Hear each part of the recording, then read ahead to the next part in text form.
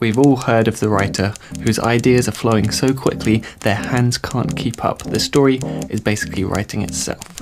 Or the film director who has a conversation with an actor between takes and something just clicks and it brings out the most incredible performance that electrifies the whole set.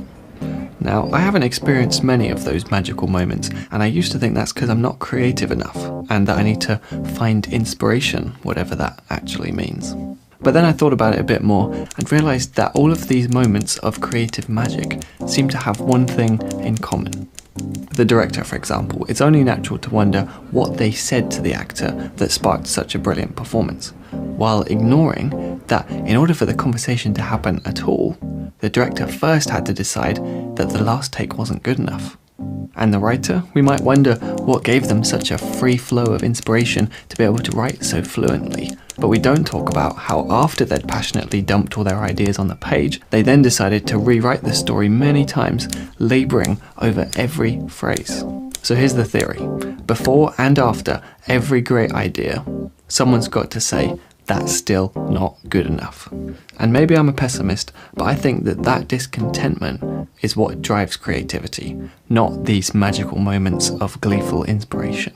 What we're essentially dealing with is modified perfectionism, i.e. the refusal to accept almost anything short of near perfection. And that's not an easy way to live. It makes it painful to look at our own work. We're more likely to be emotionally affected when it does go wrong. We can get stuck rejecting all our ideas before giving them a real chance. We could easily obsess over almost perfecting one small detail when we should be looking at the overall project. Because we see those flaws so clearly, it makes it hard to put our work out there.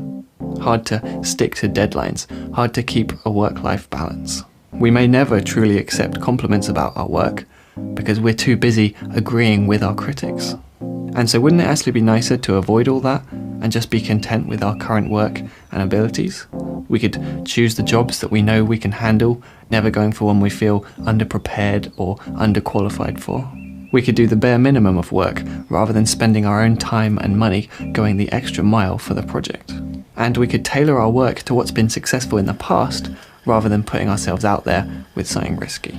Now, I've done all of that, and sure, it's easier, but the path is smooth and flat. It leaves you kind of numb. Whereas the alternative is to say, that's still not good enough, and take the path full of risks and fears, doubt and exhaustion, instability and stress. And yes, it brings you plenty of those low points, but with it, the thrill of the highs.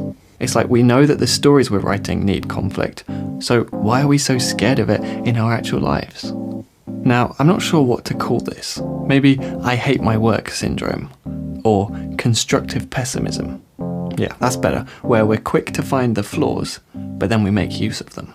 Here's a real world example. This room is a mess. It has been for a while, and it will continue to be. Now, I could tell myself that's because I'm not good at cleaning, or that I don't have time. But that's not really true. The reason I won't clear up is because I'm content with the mess. And contentment is the enemy of progress.